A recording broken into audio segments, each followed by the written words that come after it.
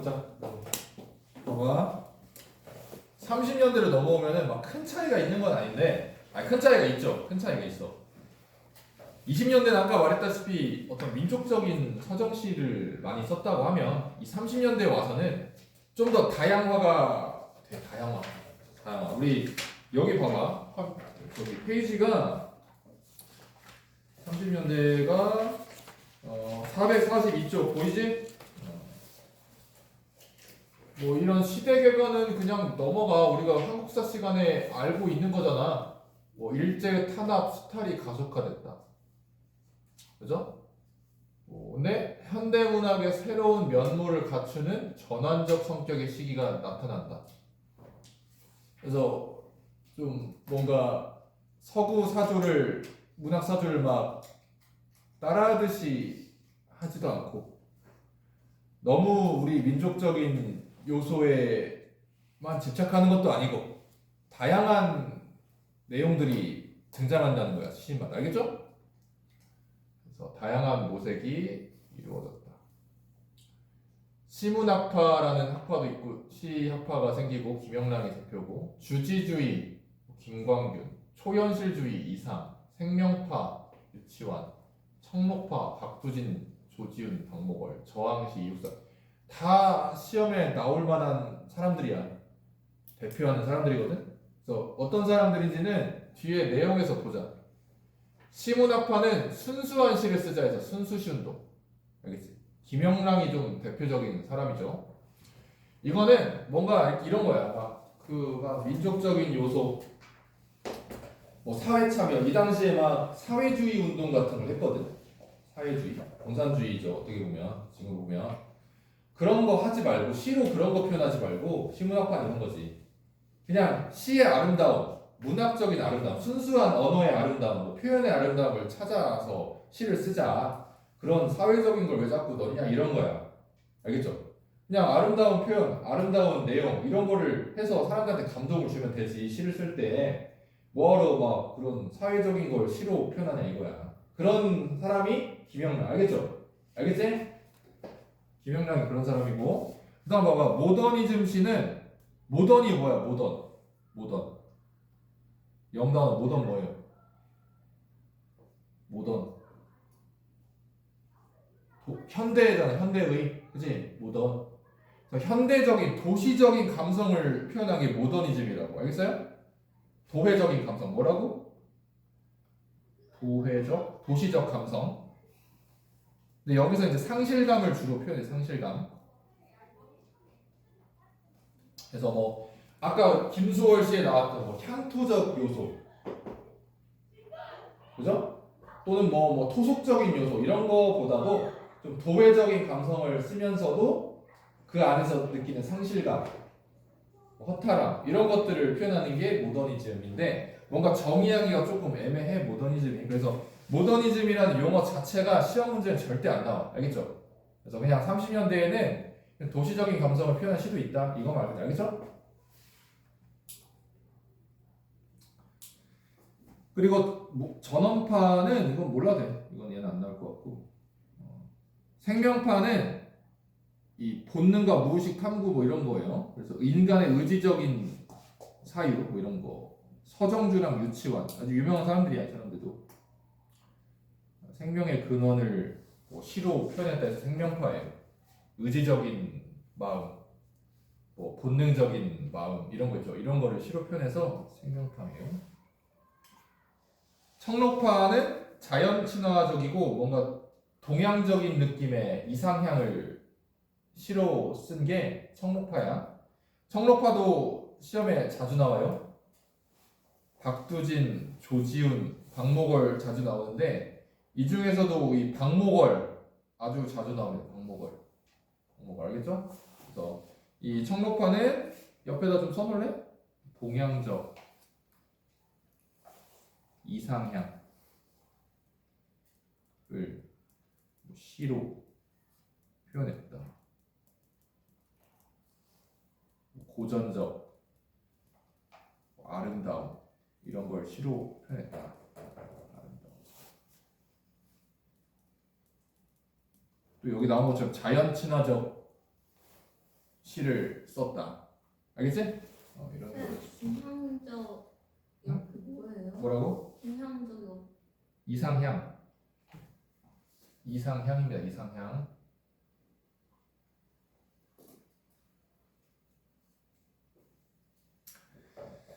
그래서 박목월은 자주 나와. 알겠지? 박목월 하면은 청록파 1930, 40년대 청록파로 활동했던 동양적인 어떤 시, 동양적인 시, 고전적인 아름다움, 자연 친화 사상 이런 걸 쓰는 사람이구나 하면 돼요.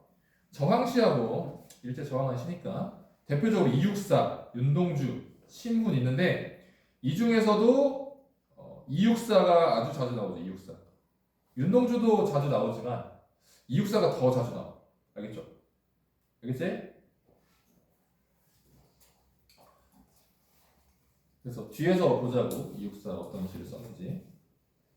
이육사는 아주 정말 좀 존경할 뭐라고 해 우리가 좀 감사해야 할 사람이지. 어떻게 보면 독립운동가인데 좀 적극적으로 독립운동을 하고 막 저기 뭐라고 해야죠, 뭐 폭탄도 던지고 막 그런 독립운동 있잖아. 그런 것도 해서 투옥도 되고 그 와중에 시도 막 독립을 염원하고 갈망하는 그런 저항시도 썼던 그런 좀 적극적인 투쟁을 했던 그런 시인이에요. 독립운동가고. 알겠죠? 앞에서 뭐 한용운 이런 사람들이 막 적극적으로 막 하진 않았어. 그런 사람들은 막 뭐 무슨 막 폭탄 던지고 막 무슨 친일파 막 처단하려고 막 가고 이러진 않았거든. 근데 이제 이육사는 실제로 하면서 어떻게 보면 이제 시도 쓰고 뭐 그랬던 사람, 투사지 투사. 근데 이분도 참 안타깝게 독립을 못 보고 사망해. 독립 1년 전. 독립하기 45년에 우리가 8월 15일에 독립하잖아. 일제가 항복하면서 일본이 미국한테 항복하면서 이제 우리가 자연스럽게 독립하잖아. 근데 이제 우리 이육사 시인은 1년 앞두고 사망해요. 1년 앞두고. 윤동주 시인도 마찬가지. 윤동주는 이제 6개월 정도 앞두고 사망한 거죠. 시문도 마찬가지. 시문도 여기 있는데 나온 사람 다 그러네. 시문도 독립을 못 보고. 이 그날이 오면 시를 보면은 진짜 이 사람이 독립을 엄청 원하고 열망하는 게 느껴지거든. 반드시 독립이 온다 하면서 막 그날이 오면 막 어떻게 하겠다 막 염원을 해. 근데 이분도 못 보고 다 사망해요. 이렇게 원했던 사람들이. 안타깝지 보면은. 전통적 현실주의 보세요. 백석은 우리가 아까 저 여승 봤지. 백석은 아주 시험에 자주 나오죠. 백석도. 사실 이렇게 시험에 자주 나오지. 뭐 이게 뭐 저기 어떻게 보면 이게 100%는 아니지만 이런 사람들 시를 많이 내요. 3명을 뽑아볼게 내가. 3명. 시험에 자주 나온다. 김소월, 정지용, 그리고 백석이거든. 이 3명 시가 그래도 빈도수가 높아요. 왜냐면 왜 높겠어? 이 사람들이 시적으로 가치를 높게 평가받으니까 출제하는 이 교수들이 좋아하는 거야. 그냥 뭐 낼까 고민하다가 그 사람들 교수들 모여서 뭐 하겠어? 모여가지고 한 두세 세네 명 모아가지고 뭐 내지 고민하다가 난 이 사람 시가 그래도 좋으니까 이 사람으로 해볼까? 이렇게 하는 거라고. 좀 마음이 가는 시로. 그죠? 근데 이 3명 시가 시인들의 시인이라고. 이 3명은 시인들의 시인이라고 해요. 시인들한테 시인으로 느껴지는 사람들. 너무 따라하고 싶고 이 사람들의 시를 보고 배우는 그런 사람들이거든. 그래서 이 사람들의 시를 많이 내죠. 뭐 100%는 아니야. 많이 낸다는 거예요. 비교적. 알겠죠? 그래서 백석도 자주 나와. 알겠죠? 여승도 봤듯이 전통적인 어떤 현실주의, 민속적 소재, 향토적 정서, 가족 공동체 지향. 백석은 딱 이거야. 딱 이거. 딱 이거. 백석 하면 딱 이거 떠올려야 돼. 민속적, 향토적, 가족 공동체.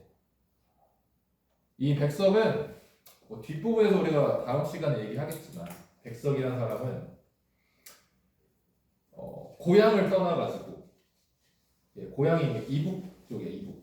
근데 이제 고향 떠나서 서울 쪽 이렇게 남한 쪽 우리 남쪽으로 내려왔어. 그 당시에는 뭐 남북한 경계가 없잖아 일제 때는. 내려와서 이제 타향 생활을 하는데 고향을 많이 그리워했나 봐 엄청. 그래서 어렸을 때 이야기, 가족들 명절 이야기, 음식 이야기, 고향의 그런 정취들을 시로 막 썼어. 알겠죠? 그런 그리움들, 고향에 대한 그리움, 뭐 고향에 대한 정취, 뭐 어린 시절의 어떤 추억 이런 것들을 막 시로 썼던 사람이거든. 알겠죠? 읽어보면 되게 가슴이 찡해 진짜 백석 시를 읽으면. 그래서 이 사람이 시가 자주 나와요.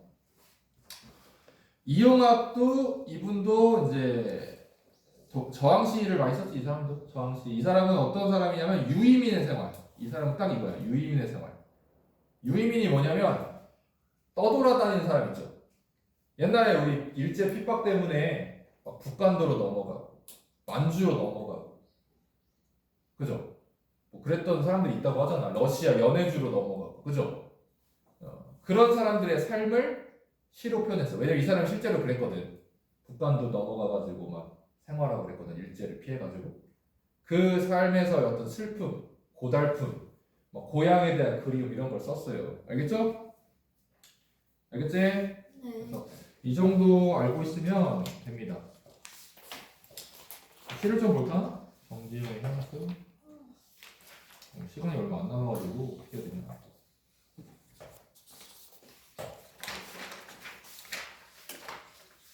쌤이 아까 얘기했다시피 정지용은 빈출돼요. 빈출돼. 시험에 자주 나온다고. 정지용. 이 정지용은 이미지를 활용한 시를 많이 썼어요. 알겠죠? 이미지는 감각적인 표현이라는 거예요. 알겠죠? 향수라는 제목 뜻이 뭘까? 향수. 고향을 그리워함. 뭐라고? 고향을 그리워함. 이게 향수야. 알겠지? 네.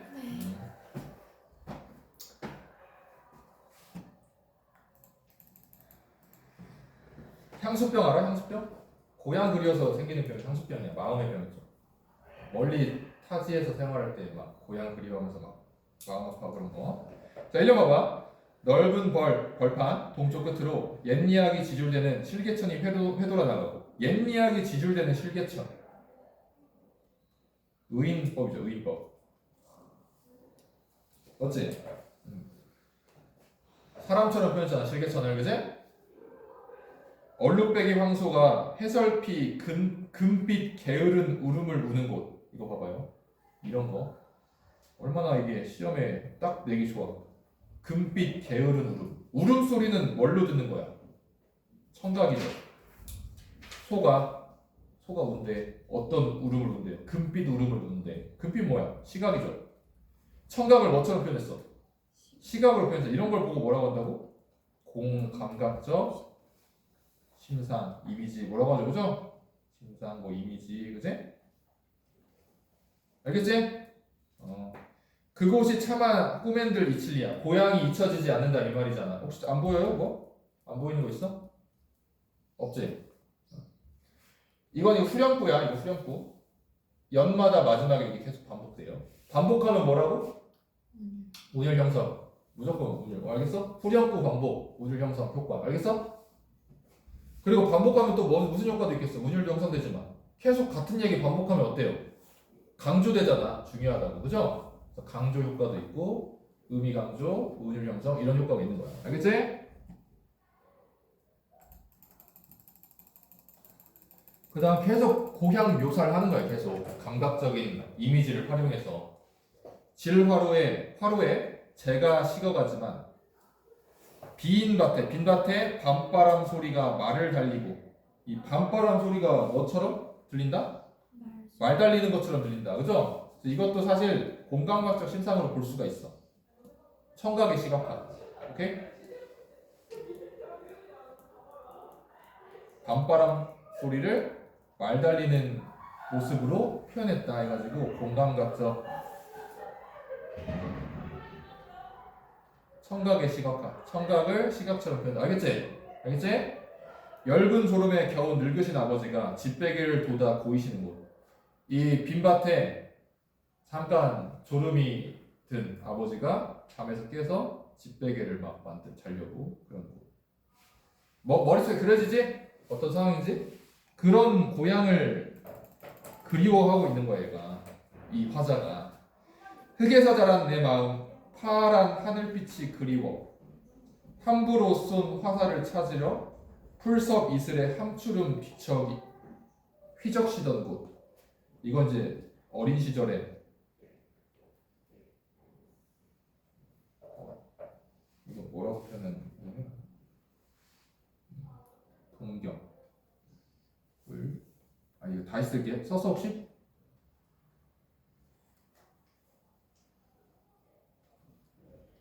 동경을 동경하는 대상? 동경하는 대상을 쫓던 어린 시절을 표현하고 화살을 동경하는 대상으로 이제 상징적으로 표현한 거야. 내가 막 쏜 화살을 찾으려고 풀숲을 뒤적이던 그런 내 모습, 어린 시절 뭐 어떤 동경하는 대상을 쫓아다니던 그런 어린 시절 내 모습을 떠올린 거지. 알겠죠?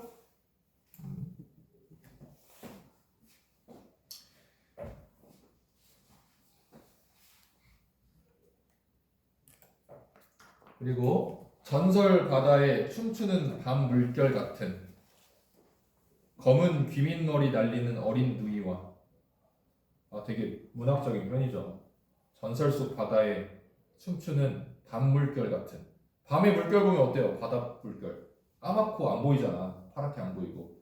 그렇게 까만 머리카락을 날리던 어린 누나, 그치? 어린 누이가 아무렇지도 않고 예쁠 것도 누이가 동생 여동생을 말하는 거지. 뭐 정확한지 뭔지 모르겠네. 여동생인지 누나인지. 어쨌든 그런 누이와 아무렇지도 않고 예쁠 것도 없는 사철 발벗은 아내가 그냥 평범한 내 아내. 이 시적 화자가 남자인가 봐. 그죠? 아내가 따가운 햇살을 등에 지고 이삭 줍던 곳. 밭농사, 농동사 하는 모습을 떠올리면서 그죠? 그런 곳, 고향. 그곳이 차마 꿈엔들 이칠리야. 하늘에는 성근 별, 알 수도 없는 모래성으로 발을 옮기고 서리 까마귀 우지짓고 지나가는 초라한 지붕, 흐릿한 불빛에 도란앉아 도란거리던 곳. 이 가족의 단란함이 느껴지죠. 도란도란하면서 그죠? 가족의 단란한 모습.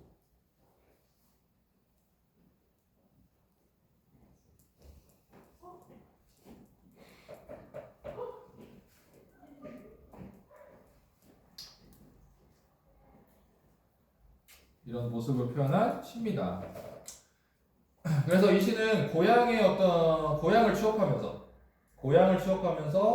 그 고향의 모습을 이미지를 활용해서 아름답게 표현한 그런 시다. 그죠? 그리고 후렴구를 사용해서 운율도 형성하고 의미 강조도 하고. 맞지? 그런 시예요. 옆에 한번 읽어볼까? 정리? 고향에 대한 그림 추억. 회고적. 회고는 이제 과거를 떠올린다는 거지. 향토, 토속, 서정, 감각, 묘사 다 아는 거고. 시적 특징 볼까? 감각적 이미지를 사용했다. 얘네 했죠? 넘어갈게 이건. 병렬식 구조. 각 연의 고향의 모습이 병렬적으로 독립적으로 구성되어 있다. 그러니까 독립적이라는 거야. 연관이 안 되고 각각 장면들이. 그지?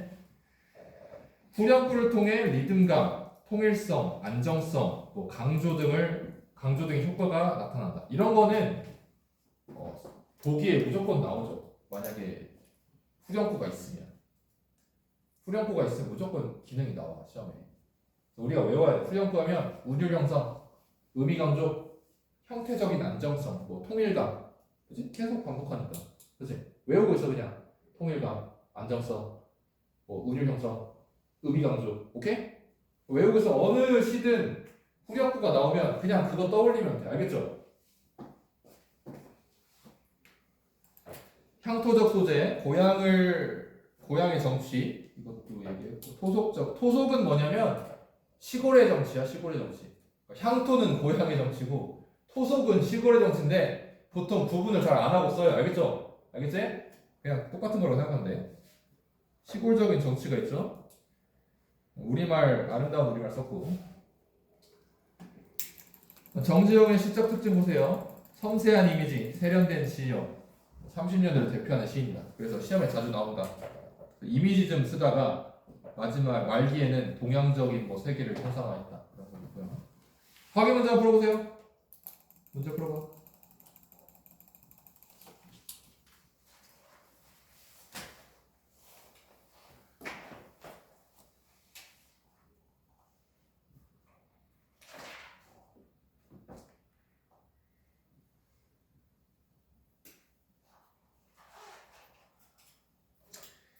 정답 딱 나오지. 딱 2번이죠. 2번.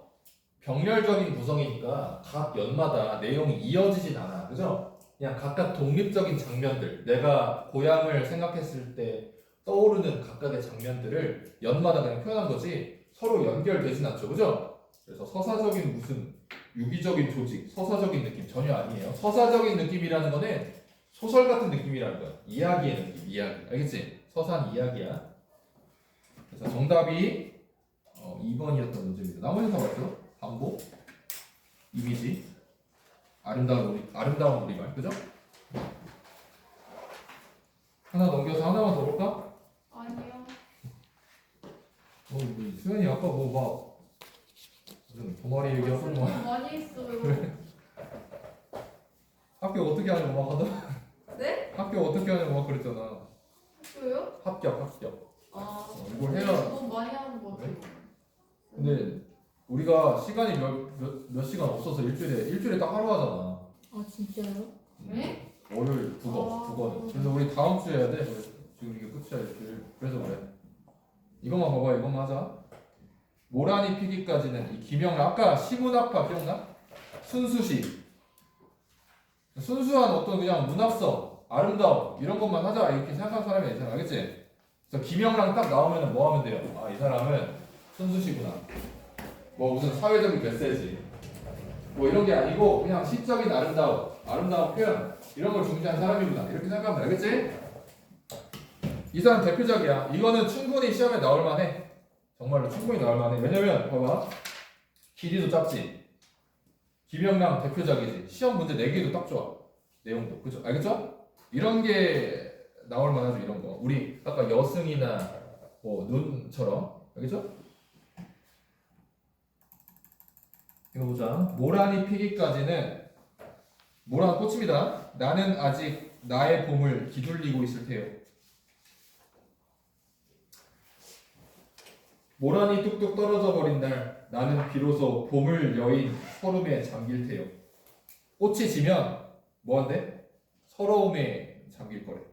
꽃이 지고 나면 5월 어느 날 그 하루 무덥던 날 떨어져 누운 꽃잎마저 시들어 버리고는 천지의 모란은 자취도 없어지고 뻗쳐오르던 내 보람 서운케 무너졌으니 이 사람 1년 내내 뭐만 기다린 거야? 모란이 피는 것만 기다린 거야. 알겠지? 그래서 지고 나면 너무 서운해가지고 너무 섭섭하고 서운해서 서러움에 잠긴다고. 알겠죠?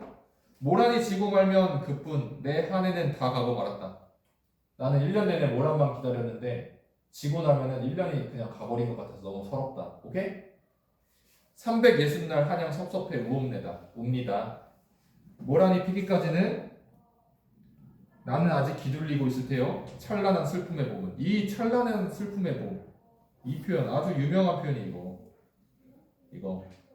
이거 역설법. 아까 역설법 뭐라고 했죠? 모순적인 표현에 뭐 깊은 의미가 담겨 있을 때 역설법이라고 한다. 찬란한데 슬프다고 하면 말이 안 되잖아. 근데 그 안에는 뭐가 담겨 있어? 봄에는 모란이 피니까 찬란한데 곧 져버리잖아. 꽃이 지니까 슬픔의 봄. 그래서 찬란하면서도 슬프다 해서 봄이. 알겠죠? 그럼 이 사람은 왜 모란을 1년 동안 기다리기만 할까? 도대체 왜? 모란의 의미를 잘 파악해야 돼요. 이 모란은 상징어야, 상징어. 그죠? 어떤 상징어 의미가 있을까? 우리 책에 쓰여 있긴 한데 이게 이제 순수 소망의 세계. 뭐 아름다움, 미죠, 미 아름다움, 그죠? 미의식 이런 걸 의미한다고 보면 되죠. 그래서 이 사람은 진짜 꽃을 기다린다고 생각할 수도 있지만 그렇게 생각하지 않을 수도 있어. 그러니까 상징적인 의미로 그냥 모란이 아름다움, 뭐 시적인 아름다움이든 그냥 아름다움이든 이 사람이 추구하는 그냥 아름다운 세계 그걸 생각하면서 모란을 기다린다고 표현을 했을 수 있단 말이에요. 알겠죠? 알겠지?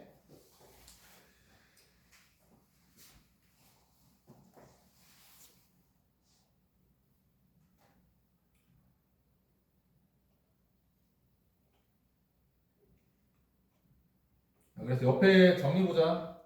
제재는 모란이고 이 모란은 소망, 보람, 아름다움이고요. 성격은 낭만적, 상징적, 유미적. 이거는 이제 아름다움을 따른다 이런 말이야. 추구한다. 아름다움을 추구한다. 알겠지? 이거 몰라도 되는 시험이 안 나와요. 유미적. 역설적 특징이 있고 어조는 여성적 어조인데 이게 이제 좀 울림 소리를 많이 써놔요. 울림 소리를 많이 씁니다. 이 김영란의 특징이야. 아주 중요한 특징. 그래서 부드러운 표현, 발음, 그죠? 발음. 이걸 많이 썼단 말이야. 그래서 운율도 형성하고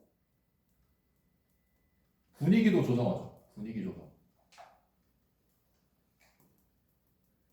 울림 소리를 쓰면은 부드러운 발음이 많이 나오거든. 예를 들어서 뭐 니은, 미음, 이음, 뭐 리을 이런 게 울림 소리야. 이런 걸 많이 써가지고 부드럽고 울리는 소리 많이 써서 분위기도 부드럽게 만들고 운율도 느껴지게 하고 딱딱하게 안 느껴지게. 알겠죠? 일부러 이렇게 한 거. 일부러 이 사람 일부러 시를 좀 아름답게 표현하고 싶어서 그래서 부드럽게 표현하려고 울림 소리를 막 더 단어도 바꿔서 울림 소리를 바꿔버리고 막 그랬단 말이야. 알겠죠? 낭송할 때 부드럽게 느껴지려고. 네, 이것 꼭 알아두고 그 다음에 수미상관 구조. 이 수미상관이 뭡니까? 처음과 끝이 똑같은 게 수미상관이야. 시에서 첫 연과 마지막 연이 강조하고 역설적 표현 썼고 사투리. 이 사람 김영란 전라도 사람이에요. 그래서 전라도 사투리 썼다. 전남 사람이고 대화체 독백 이렇게 있고요.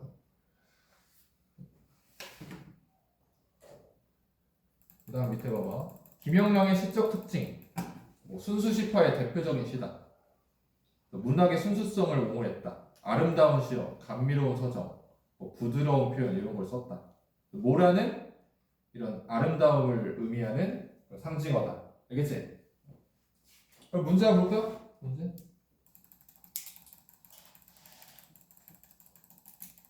문제 봐봐. 이 시에 대한 설명을 적절하지 않은 것은 1번 봐봐. 곱고 섬세한 시어를 고르고 다듬어 사용했다. 맞죠? 2번 삶의 근원적 비애로 인한 좌절과 체념을 이런 거 틀리잖아. 그죠? 왜? 봐봐. 마지막에 어떻게 끝났어? 얘들아 봐봐. 마지막 행 봐봐. 어떻게 끝났어? 응? 나는 기다린다고. 찬란한 슬픔으로 그래도 기다린다. 꽃이 지고 없어져도 또 나는 봄을 기다린다. 계속 기다린다. 왜? 나는 그 봄을 그 꽃을 찾고 있으니까. 기다리고 있으니까. 알겠죠? 체념했어? 안 했어? 체념 안 했잖아. 그지? 절망도 안 했고. 정답 2번이었고 3번 여성적 어조 부드러운 느낌 맞고 소망 성취 비의 소망 순환적 삶의 구조 형성화 맞고요. 소망 꽃을 소망했어 성취해서 꽃이 폈어 꽃이 져가지고 슬퍼 다시 기다려 소망 이게 계속 반복된다는 거예요 평생. 알겠지? 자 2번 봐봐요. 발상과 표현 방법이 기억과 가장 유사한 거. 기억 뭐냐면 찬란한 슬픔이고 이거야. 기억 이거 역설법 찾아보자. 외로운 황홀한 심사 요거 냈다. 그죠? 외로우면서 황홀한 심사 이거잖아. 말이 안 되는데 그 의미가 깊은 거. 그죠? 나머지는 뭐 다리를 절며 하루를 걷는다. 이거는 뭔지 모르겠고 3번 죽어도 아닌 눈물 흘리오리다. 이건 반어법이죠. 슬픈데 안 슬픈 척 하는 거지. 4번 고양이의 눈에 미친 불길이 흐르도다. 이건 뭐야?